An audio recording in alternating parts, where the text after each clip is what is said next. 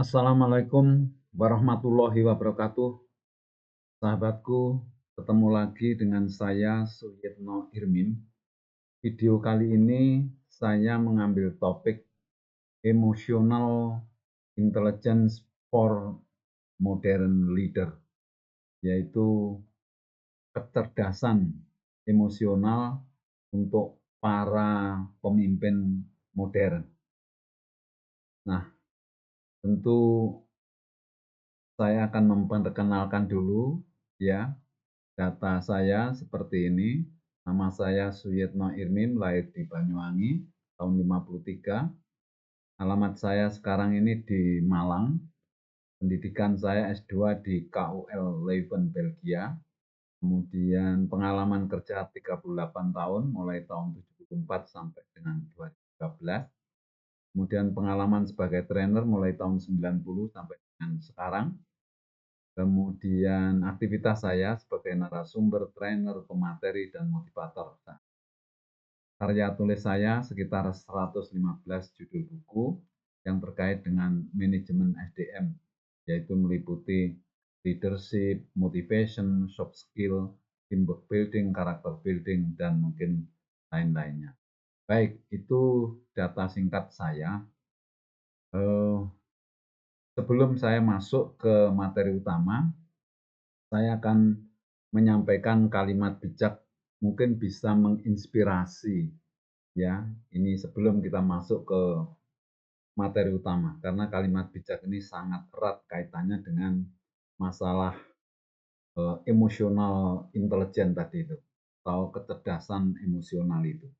Ya, baik. Yang pertama ya, pemimpin yang hebat itu ya, pemimpin yang hebat memahami bahwa teknologi adalah satu alat saja, ya. Tetapi empati adalah jiwa dalam membangun masa depan. Kemudian yang kedua, menguasai teknologi itu penting, tetapi memahami manusia jauh lebih penting untuk menciptakan dampak yang berkelanjutan. Yang ketiga, pemimpin modern tidak hanya mahir dalam data, tetapi juga dalam membangun hubungan penuh dengan makna. Kemudian yang keempat, di era digital, kecerdasan emosional adalah fondasi untuk memimpin dengan hati di tengah kecanggihan teknologi yang luar biasa. Yang kelima, teknologi bisa menyatukan dunia, tetapi pemimpin yang memiliki kecerdasan emosional ya akan ya menjadikannya bermanfaat bagi semuanya. Yang keenam, pemimpin yang bijak tidak hanya memanfaatkan teknologi untuk efisiensi, tetapi juga untuk memperkuat nilai-nilai kemanusiaan. Yang ketujuh, kemajuan teknologi menjadi lebih bermakna ketika dipadukan dengan kepedulian dan kepekaan seorang pemimpin. Yang kedelapan, kecerdasan emosional adalah navigasi terbaik untuk memimpin perubahan di era teknologi yang terus berkembang ini. Yang kesembilan, pemimpin visioner memadukan teknologi canggih dengan nilai-nilai empati untuk menciptakan dunia yang lebih baik. Dan yang terakhir, yang ke-10, di era digital ini, keunggulan seorang pemimpin terletak pada kemampuannya menyelaraskan inovasi teknologi dengan kebutuhan manusia. Ya, Bapak-Ibu sekalian, sahabatku, kita kembali ke laptop lagi. Kita mulai masuk ke materi utama, yaitu emotional intelligence for modern leader. Ya, baik. Sebagai pendahuluan, dalam dunia kerja yang semakin dinamis dan kompleks, kemampuan seorang pemimpin tidak lagi hanya diukur dari kecerdasan intelektual atau kompetensi teknik. Saat ini emotional intelligence atau EA atau kecerdasan emosional menjadi faktor kunci untuk menciptakan kepemimpinan yang efektif. Pemimpin modern dituntut untuk memahami dan mengelola emosi dirinya serta orang lain demi menciptakan lingkungan kerja yang produktif dan harmonis. Kemudian mari atau materi ini ya mari kita pahami. Materi ini akan membahas pentingnya AI atau emotional intelligence bagi pemimpin modern. Komponen-komponennya, manfaatnya dalam kepemimpinan serta langkah-langkah untuk meningkatkan kecerdasan emosional. Apa itu emotional intelligence? Emotional intelligence atau kecerdasan emosional adalah kemampuan untuk mengenali, memahami, mengelola, dan mempengaruhi emosi, baik pada diri sendiri maupun pada orang lain. Mengapa seorang pemimpin modern harus memiliki emotional intelligence? Yang untuk memastikan ya, jadi kecerdasan ini untuk memastikan bahwa pemimpin tersebut mampu mengelola emosinya dalam menghadapi permasalahan, mampu mengontrol dirinya, dan tetap mempertimbangkan kepentingan-kepentingan organisasi dan anggota. Jadi mengapa seorang pemimpin ini penting harus memiliki emotional intelligence atau kecerdasan spiritual ya untuk memastikan ya bahwa pemimpin tersebut mampu mengelola emosinya dalam menghadapi permasalahan, mampu mengontrol dirinya dan tetap mempertimbangkan kepentingan organisasi dan apa yang menjadi ciri khas pemimpin modern kaitannya dengan emotional intelligence? Ya, mereka sangat peduli dengan era digitalisasi dan kemajuan teknologi, termasuk cara menyikapi dampak positif maupun negatifnya. Itu yang menjadi ciri khas dari pemimpin modern, ya kaitannya dengan intelijen emosional intelijen itu. Jadi mereka itu sangat-sangat peduli dengan era sekarang ini, era digitalisasi dan juga kemajuan-kemajuan teknologi ya termasuk bagaimana cara menyikapi dampak positif dan dampak negatif.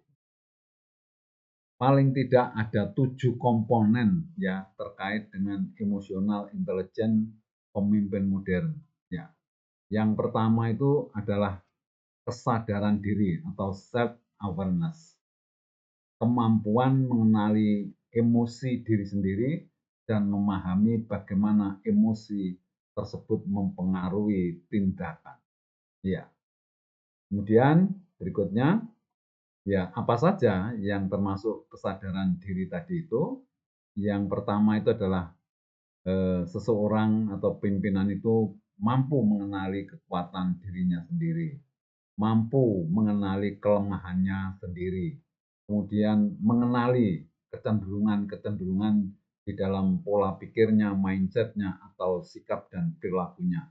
Itu harus tahu, ya kenal apa kecenderungan dirinya itu. Kemudian kesadaran akan akibat. Artinya bahwa dia tahu kalau dia berbuat sesuatu itu akan sadar apa akibatnya. Ya, sehingga dia bisa memilih tindakan apa yang harus diambil. Kemudian keinginan untuk baik, artinya bahwa mengenali diri sendiri itu harus membangun keinginan-keinginan untuk bisa lebih baik. Kemudian yang kedua adalah pengelolaan diri atau self management, yaitu satu kemampuan untuk mengendalikan emosi negatif, ya beradaptasi dengan perubahan dan bertindak secara proaktif. Apa saja unsurnya? Ya, yang pertama ya bagaimana seorang pemimpin itu mengelola marah. Ini yang paling sering terjadi dan sulit untuk diatasi. Bahkan dihindari itu sangat sulit sekali. Seorang pemimpin itu sebetulnya harus mampu mengelola amarah, mengelola emosi marahnya itu. Kemudian yang kedua, ini yang penting juga karena rasa kecewa. Jadi mengelola rasa kecewa itu kan, bagaimana sebetulnya kecewa yang datang pada dirinya itu bisa dikelola sehingga tidak, berlanjut gitu. Kalau rasa kecewa sendiri itu sebenarnya manusiawi. Jadi setiap orang walaupun itu seorang pemimpin pasti ya, mengalami rasa kecewa. Tetapi seorang pemimpin yang modern, yang bijak itu harus bisa mampu mengelola ya rasa kecewa itu sehingga tidak mempengaruhi motivasi kerjanya. Kemudian mengelola frustasi. Jadi kalau kecewa itu tidak bisa dikelola dengan baik maka akan masuk ke frustasi, ya, masuk ke tingkatan frustasi. Kalau ini juga tidak bisa dikelola dengan baik, maka akan masuk juga ke level depresi. Nah, kalau sudah seperti ini berat sekali. Ya. Kemudian berikutnya yang terkait dengan emosional tadi itu, ya dengan mengelola diri itu adalah bagaimana kita bisa mengelola rasa iri. Karena rasa iri yang tidak terkendali itu akan mempengaruhi sikap dan perilaku kita untuk melakukan hal-hal yang tidak baik. Kemudian yang berikutnya adalah kemampuan kita untuk mengelola keserakahan. Ya.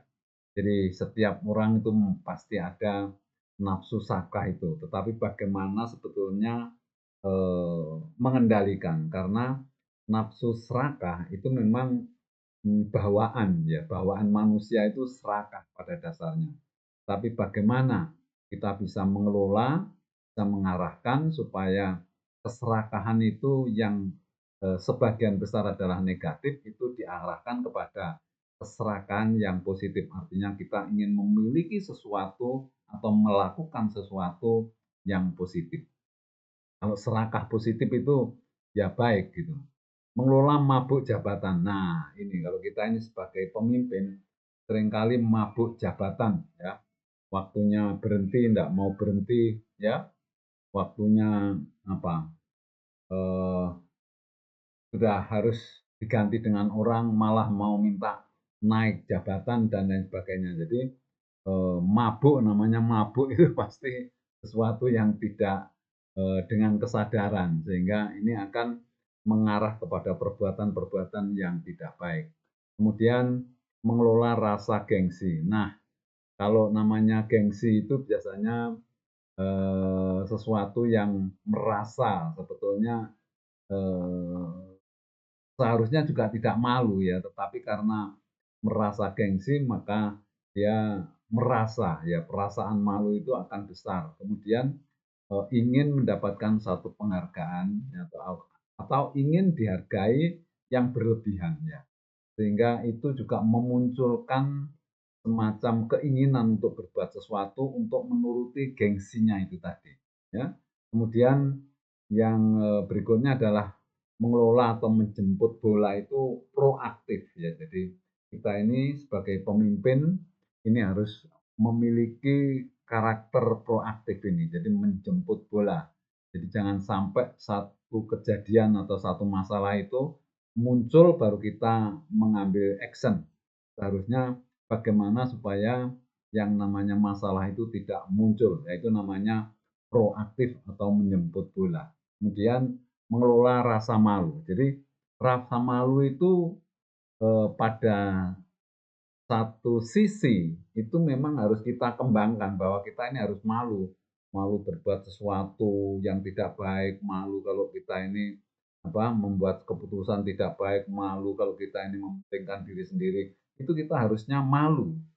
Tetapi ada rasa malu yang harus dipertahankan. Jadi umpamanya saja kita tidak perlu malu kalau kita harus berjumpa dengan atau bergaul dengan orang-orang bawah umpamanya saja ini. Kenapa harus malu? Kemudian kita ini tidak perlu harus ngoyo-ngoyo gengsi. Kalau kita ini mampunya hanya bisa beli sepeda motor, ya beli sepeda motor saja. Kan tidak perlu malu. Atau mengerjakan sesuatu yang menurut kebanyakan orang itu katanya tidak pantas, tetapi kalau itu sebetulnya sesuatu yang benar, kenapa harus malu? Nah, disinilah seorang pemimpin dituntut mengelola emosi ini ya di sini nih intinya itu mulai dari mengelola rasa marah, mengelola rasa kecewa, mengelola frustasi, depresi ya, kemudian mengelola rasa iri, dengki ya, kemudian mengelola keserakahan, mengelola mabuk jabatan, mengelola rasa gengsi ya, kemudian mengelola ini positif, artinya mengelola jemput bola itu kan mengelola proaktif itu. Kemudian mengelola rasa malu bisa negatif, bisa positif. Tapi yang penting bahwa kita ini kan istilahnya mengelola, mengendalikan mana yang perlu, mana yang tidak. Nah, itu namanya mengendalikan. Kalau memang perlu kita lakukan, artinya perlu dalam hal positif gitu. Tapi kalau memang tidak perlu ya harus kita hindari. Nah, ini kira-kira yang pokok penting itu ya. Kemudian yang berikutnya adalah empati, yaitu kemampuan memahami emosi dan perspektif bawahan atau orang lain serta menunjukkan kepedulian terhadap kebutuhan mereka. Ini penting ya. Karena kalau kita sebagai pemimpin supaya ya salah satu tugas pemimpin ini adalah memahami sikap perilaku bawahan, kemudian kita juga memenuhi kesejahteraannya, memenuhi kebutuhannya, memenuhi kesulitannya, paham terhadap masalah-masalahnya. Nah, itulah namanya empati. Apa saja kira-kira unsur empati itu? Yang pertama adalah memahami kondisi anak buah kita, kondisi masyarakat kita, kondisi bawahan kita ini seperti apa. Kemudian memahami kebutuhan mereka itu apa saja, ya supaya kita tahu bisa mengelolanya. Kemudian tahu yang dirasakan. Jadi kita empati itu kan tahu yang dirasakan oleh anak buah kita, ya bawahan kita, ya. Kemudian tahu yang diharapkan dari diri kita, ya. Jadi apa sebetulnya yang diharapkan mereka itu dari diri kita. Karena kita adalah seorang pemimpin, tentu ada harapan mereka, anak buah kita tentang diri kita, dari diri kita. Berusaha menyesuaikan, ya bagaimana kita menyesuaikan kondisi-kondisi yang memang harus kita perbaiki ya. Kemudian menjelaskan kondisi organisasi artinya bahwa supaya para anak buah kita, para karyawan, pegawai itu memahami tentang situasi kondisi organisasi ini juga harus seringkali disampaikan, seringkali harus dijelaskan supaya mereka di dalam melakukan satu kegiatan terutama bekerja, itu bisa paham bahwa kita ini harus bekerja karena kondisi perusahaan itu seperti ini. Nah, itulah yang namanya empati gitu ya. Kemudian yang berikutnya adalah keterampilan sosial. Social skill adalah kemampuan untuk membangun hubungan, mempengaruhi bawahan, dan menyelesaikan konflik secara konstruktif. Ya, jadi keterampilan sosial ini memang ya sangat diperlukan bagi pemimpin modern apalagi saat ini dengan kemajuan teknologi dan lain sebagainya, seorang pemimpin memang harus terampil secara sosial, itu bergaul, bagaimana mengikuti perkembangan-perkembangan generasi ke generasi itu harus kita pahami gitu ya. Yang pertama unsurnya adalah bagaimana kita mampu berkomunikasi ya, berkomunikasi dengan oh, atasan kita ya karena kita walaupun pemimpin biasanya masih punya atasan.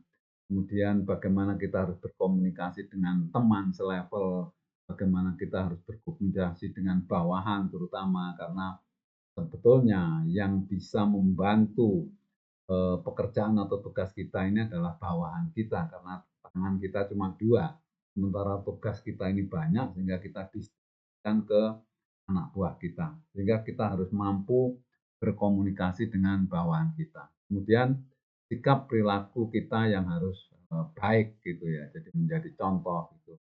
Kemudian memiliki tata krama dan sopan santun, jadi kepada siapapun termasuk pada bawahan kita tetap saja harus memiliki tata krama dan sopan santun. Kemudian kita bersikap adil di dalam mengambil keputusan, di dalam kita membuat membuat apa ya satu penilaian terhadap karyawan, pegawai kita harus adil. Kemudian ringan tangan, artinya kita suka membantu kesulitan-kesulitan mereka di dalam menjalankan tugas, ya.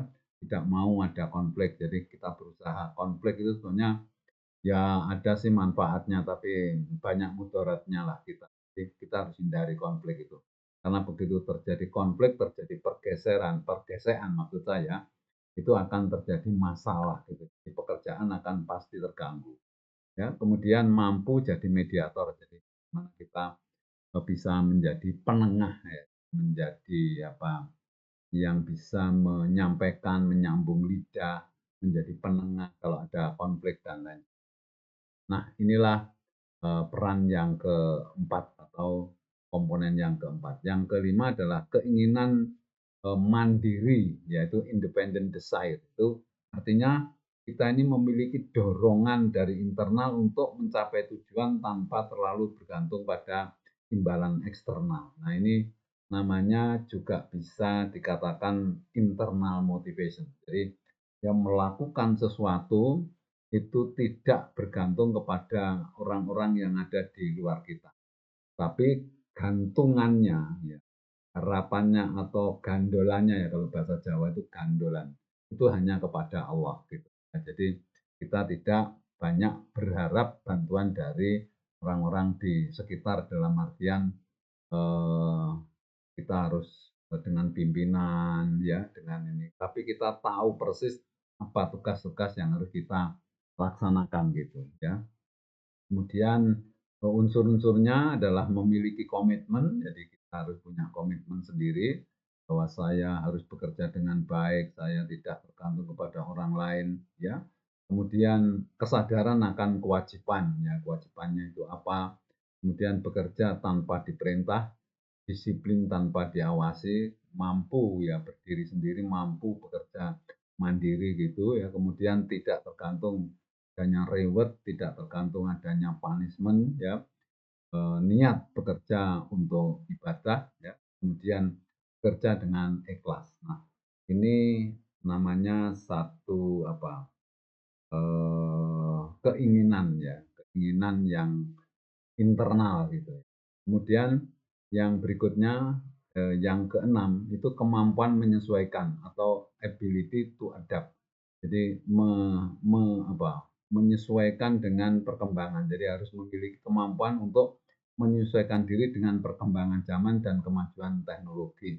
Sekarang apalagi sekarang ini luar biasa kemajuan teknologi, maka kita harus mampu menyesuaikan diri dengan perkembangan zaman atau perkembangan kemajuan teknologi ya. Beda generasi tentu beda cara. Ya, ini yang harus kita pahami bahwa generasi sekarang itu berbeda dengan generasi 20 tahun yang lalu. Nah, kita harus bisa menyesuaikan dengan Gen Mil dan Gen Z, generasi milenial dan generasi Z ini sikap perilakunya, karakternya sangat berbeda sehingga kita harus memahami betul itu ya. Sampai kita tidak paham karena kita ya masa bodoh dengan perubahan generasi. Tidak, seorang pemimpin modern sekarang ini itu harus mampu menyesuaikan dengan perkembangan dan juga perkembangan karakter dari generasi sekarang ya. Jadi beda generasi, beda cara kita untuk memimpin. Kemudian yang ketiga, pegang prinsip utama. Ini maksudnya bahwa di dalam leadership, di dalam kehidupan manusia, itu ada prinsip-prinsip yang tidak bisa dirubah. Artinya sampai kapanpun itu masih tetap termasuk prinsip-prinsip leadership, prinsip-prinsip kehidupan. Umpamanya saja, prinsip leadership itu bahwa seorang leadership harus tetap menjadi contoh. Jadi kapan saja harus menjadi contoh. Kemudian seorang leadership harus memiliki integritas yang tinggi. Seorang leadership harus menghindari hal-hal yang negatif. Nah, itu prinsip-prinsip yang tidak bisa dirubah, jadi harus dipegang. Kalau sampai generasi milenial atau generasi Z ini mengarah ke sana, ya harus diingatkan gitu, enggak bisa enggak. Meskipun itu perkembangan zaman, tapi prinsip-prinsip ini enggak bisa berubah. Juga termasuk prinsip kehidupan, umpamanya saja harus punya tata krama yang baik, harus menghargai orang yang lebih tua, itu adalah prinsip-prinsip kehidupan, harus kita berkomunikasi dengan baik. Nah, itu adalah prinsip. Nah, kalau generasi sekarang ini agak menurun, itu yang harus kita ingatkan lagi supaya dia bisa atau mampu berkomunikasi secara verbal, secara langsung gitu ya. Jadi harus dipegang. Jadi prinsip-prinsip itu harus tetap dipegang. Jangan sampai luntur, jangan sampai mengikuti perkembangan anak-anak sekarang yang mungkin tata krama dan sopan santun sudah tidak diperhatikan, itu tetap harus diberitahu bahwa tata krama dan sopan santun itu masih tetap harus dipegang gitu ya. Kemudian belajar teknologi masa kini. Jadi seorang pemimpin modern itu harus tetap belajar mengikuti perkembangan ini. Jangan sampai kita ini, saya sudah tua, saya sudah berumur, saya mau pensiun. Tidak seperti itu. Jadi perkembangan teknologi ini harus kita ikuti. Bahkan setelah pensiun pun harus kita tetap mengikuti perkembangan teknologi masa kini supaya kita tetap bisa bergaul dengan generasi kapan saja. Ya.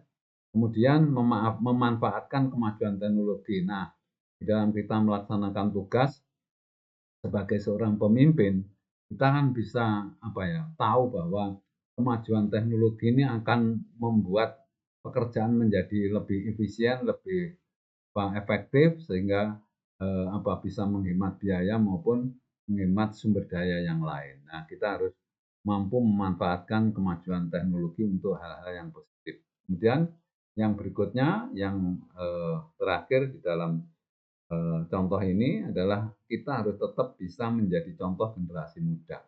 Artinya kita tetap aja menjadi contoh itu terutama yang prinsip-prinsip bahwa kita harus disiplin, integritas, tidak mau berbuat yang tidak baik ya, harus memiliki semangat yang tinggi dan lain sebagainya.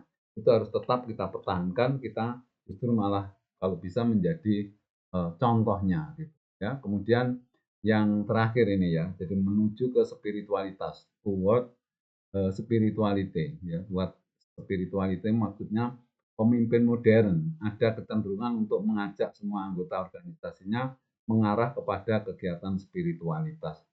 Kita tahu sekarang ini manajemen apapun, bahkan pengarang-pengarang atau ahli-ahli manajemen sekarang dari luar juga dari barat itu ya, yang katanya sekuler dan lain sebagainya itu ya, tidak bertuhan. Tapi kenyataannya bahwa manajemen yang mereka buat sekarang ini semuanya akan mengarah ke spiritualitas. Jadi mengarah kepada hal-hal yang bersifat spiritual.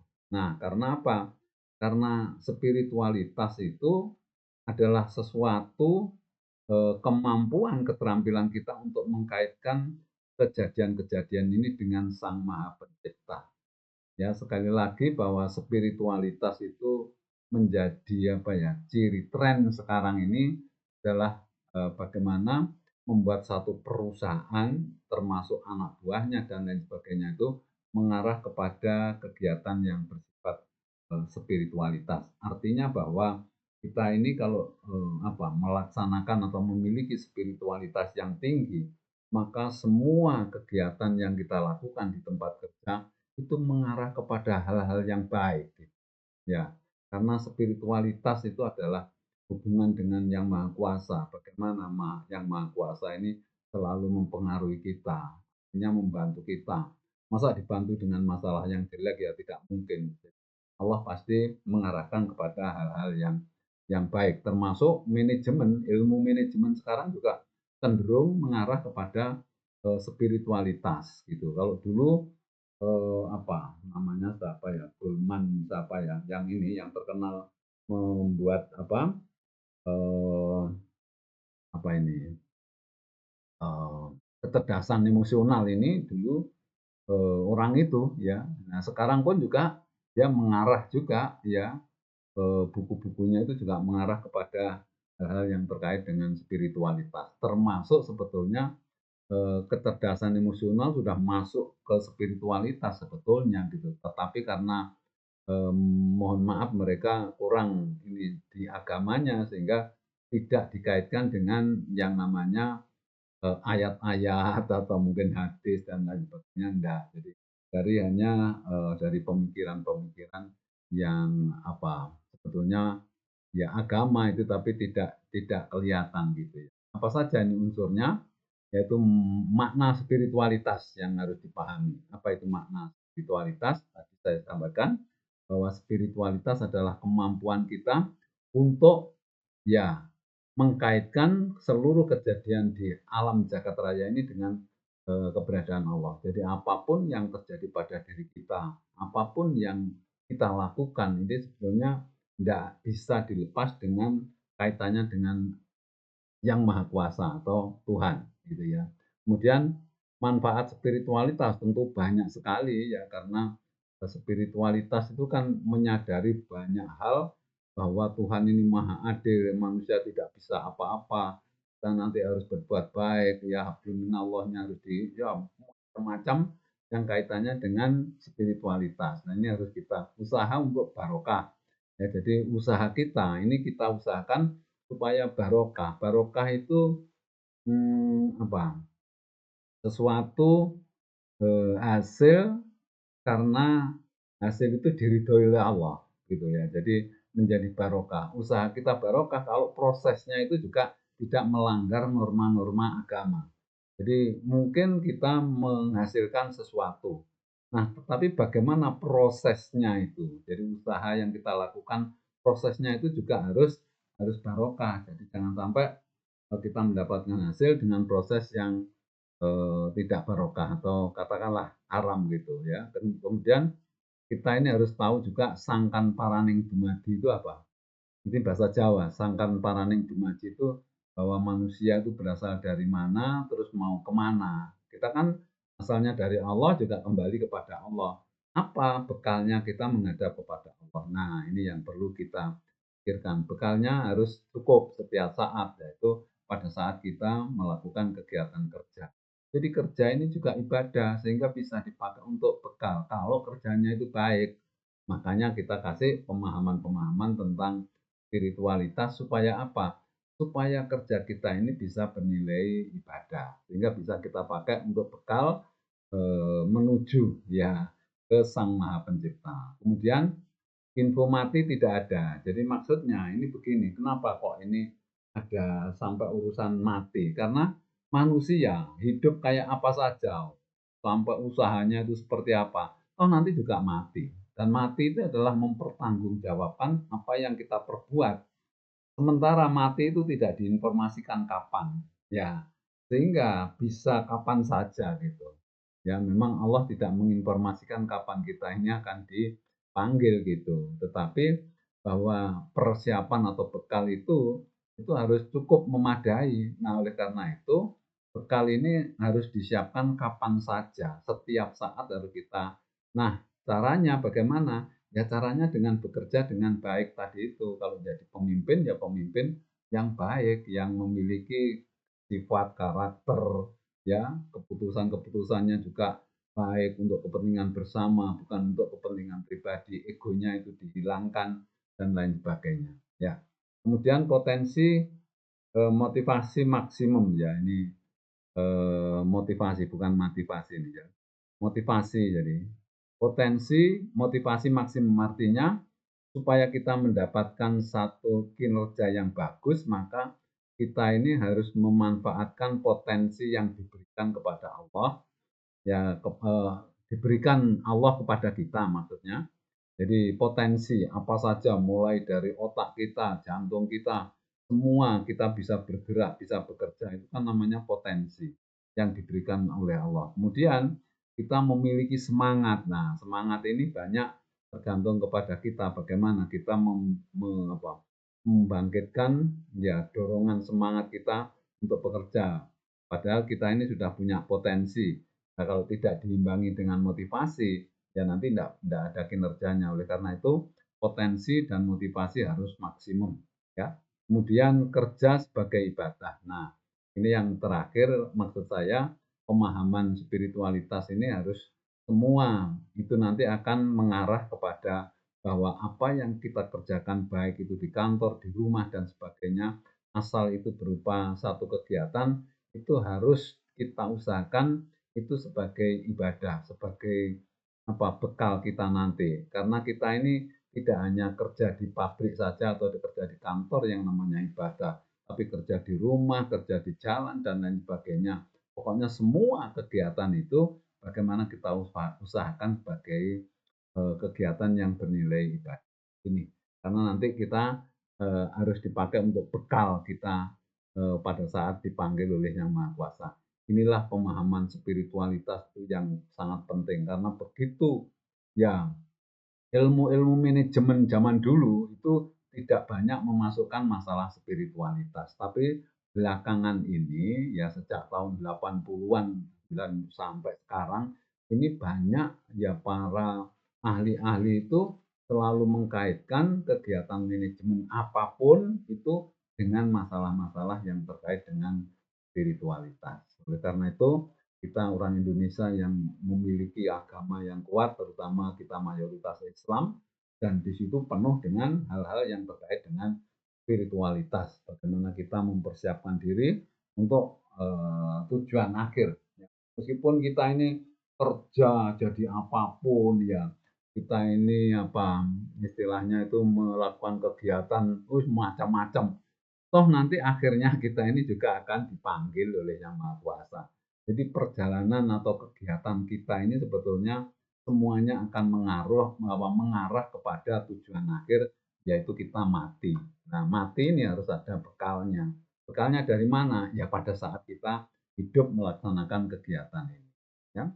Emosional intelijen dalam era digitalisasi itu seperti apa? Kalau tadi kan 7 komponen ya.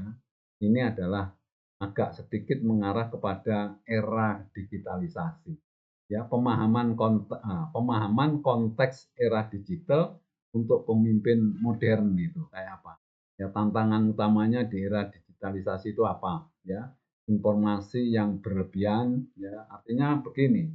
Ya, informasi overload itu banyak sekarang informasi macam-macam karena kemajuan teknologi sehingga informasi itu bisa mudah didapatkan dan mudah disampaikan sehingga seringkali kita ini ya tantangannya itu terlalu banyak informasi yang lewat medsos dan lain sebagainya. Terus kemudian tantangan berikutnya komunikasi serba cepat dan instan ya.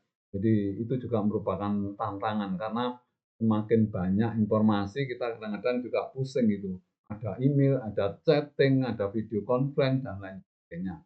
Ya, yang itu ada kemungkinan harus segera ditanggapi saat ini juga karena kita sudah dengar ya kalau zaman dulu belum ada email, belum ada chatting, video, ya HP itu mungkin kita agak sedikit agak sedikit pelan apa karena informasinya juga pelan. Sekarang kan serba cepat semua, ya, berkurangnya interaksi tatap muka di lingkungan kerja, hybrid atau remote. Jadi kita ini dengan adanya kemajuan teknologi digitalisasi ini itu semakin berkurang interaksi tatap muka kita ya. Ini merupakan tantangan bagaimana kita tetap nanti harus pakai hybrid. Hybrid itu gabungan antara online dengan offline gitu ya. Terus kemudian yang jauh ya remote itu dikendalikan dengan jauh itu seringkali juga kita harus tatap muka ketemu gitu ya, jangan terlalu jauh nanti kita secara sosial itu hubungan kita kurang baik. Potensi alienasi atau keterasingan dalam tim karena teknologi. Jadi alienasi itu sesuatu gejala bahwa kita ini semakin mengasingkan diri atau semakin tidak ada hubungan kontak fisik ya. Ya, ini adalah tantangan di era digitalisasi. Terus peluangnya apa? Ya, dengan digitalisasi ini peluangnya juga banyak gitu loh.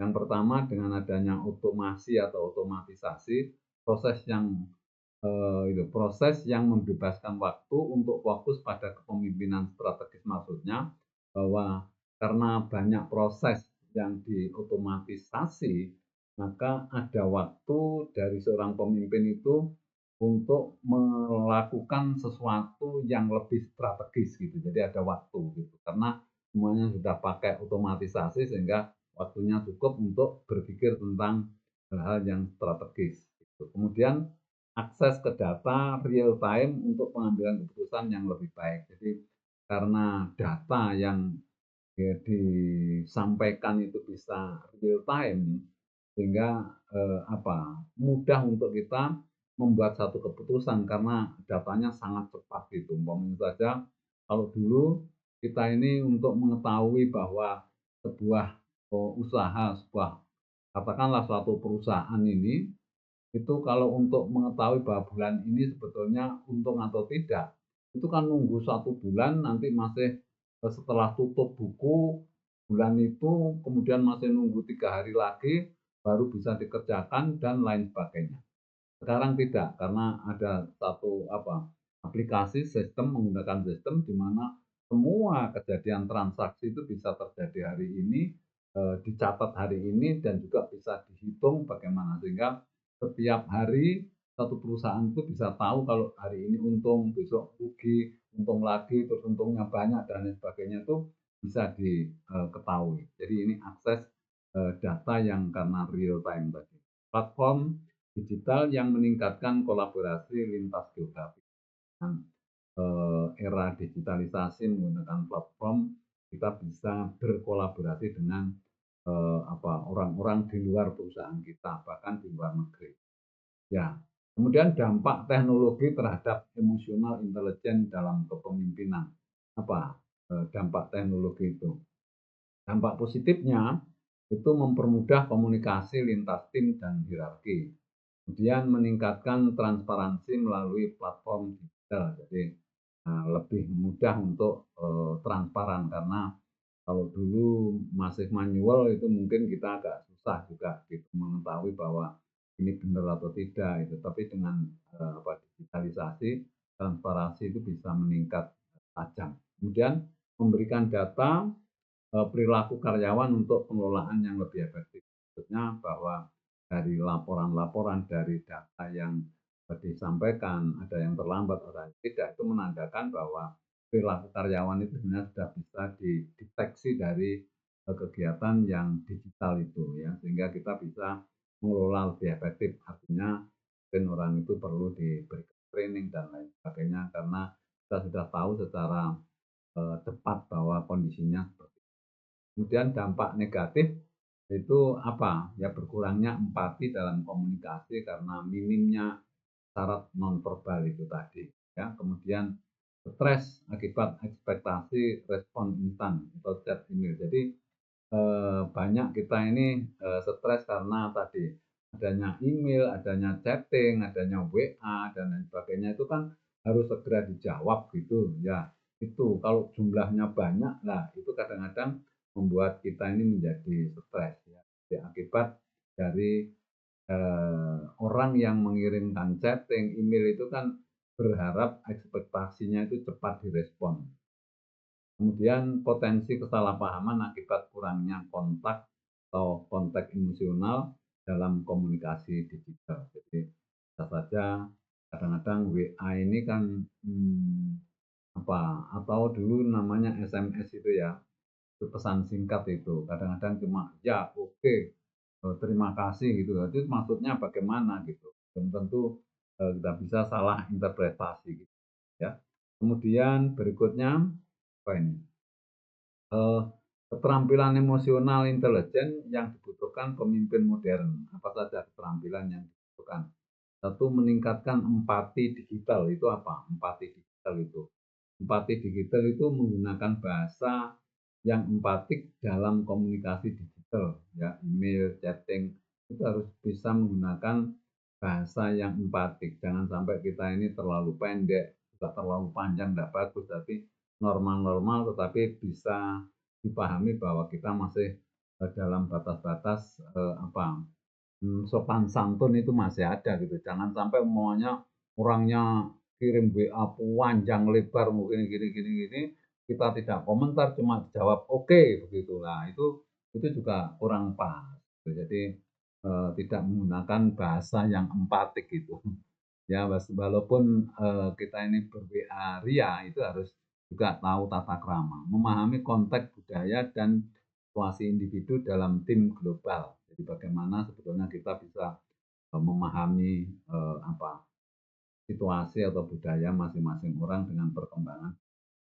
Kemudian mengatur waktu untuk mendengar secara aktif melalui video meeting. Nah, ini satu usaha supaya kita ini di dalam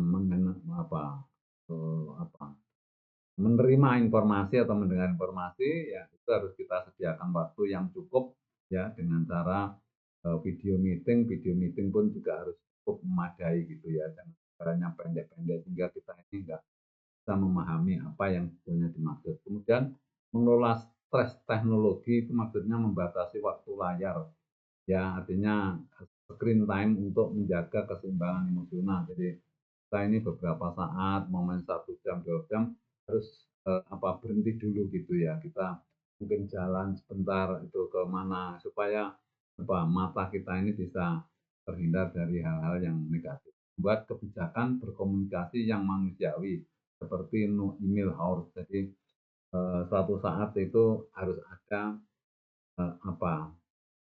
kebijakan-kebijakan yang kita ini tidak usah menggunakan HP atau apa gitu. Ya kan sering kita pada hari-hari tertentu atau mungkin jam-jam tertentu jangan sampai menggunakan media sosial supaya kita lebih rileks gitu. Nah, ini perlu dibuat seperti itu. Jadi supaya kita ini tidak terlalu padat ya dengan adanya media sosial ini. Kemudian memanfaatkan teknologi untuk membangun hubungan ya. Jadi memanfaatkan alat seperti survei tim atau platform engagement untuk memahami kebutuhan emosional tim ya. Jadi itu ada penelitian semacam itu, terus menggunakan teknologi video untuk menambahkan dimensi emosional dalam komunikasi. Ya, pakai telepon saja, tapi ada baik menggunakan video supaya kita ada tatap muka gitu. Nah, itu kira-kira Bapak Ibu sekalian. Ya, sekarang kesimpulannya, apa kesimpulannya? Yang pertama, pemimpin di era digital membutuhkan kombinasi kecerdasan emosional dan kecerdasan digital untuk menghadapi tantangan yang unik ini. Kemudian meningkatkan kesadaran akan potensi positif dan negatif teknologi, ya akan membantu membangun keseimbangan antara efisiensi dan emosional. Kemudian fokus pada empati digital ya dan pengelolaan stres teknologi untuk menjaga produktivitas dan kesejahteraan tim. Ya, kemudian yang berikutnya, emotional intelligence adalah keterampilan penting bagi setiap pemimpin modern yang ingin menghadapi tantangan dengan bijak dan menciptakan dampak positif dalam organisasi. Kemudian berikutnya, dengan mengembangkan emotional intelligence, pemimpin dapat meningkatkan kinerja, membangun hubungan dengan lebih kuat, dan menciptakan lingkungan kerja yang inklusif. Kemudian yang terakhir, dalam dunia yang semakin kompleks, emotional intelligence bukan hanya keunggulan kompetitif, tapi juga kebutuhan mutlak bagi kesuksesan kepemimpinan. Saya mungkin menambahkan ya, jadi kita ini sebetulnya apapun posisi kita, apapun peran kita, itu harus belajar tentang soft skill. Nah, soft skill itu faktornya banyak, atau yang termasuk soft skill itu juga kecerdasan emosional, kemudian kecerdasan spiritual, bagaimana kita mengendalikan diri kita, bagaimana kita mengendalikan orang lain, bagaimana kita memimpin, bagaimana kita berkomunikasi, bagaimana kita hubungan kuasa. Nah, ini semua itu adalah soft skill ya, sehingga kita ini kalau belajar soft skill itu di dalamnya ada yang namanya kemampuan mengendalikan emosi atau emosi kecerdasan emosional itu ya. Itu mungkin yang bisa saya sampaikan. Bapak Ibu sekalian, mudah-mudahan ada manfaatnya. Saya akhiri. Wassalamualaikum warahmatullahi wabarakatuh.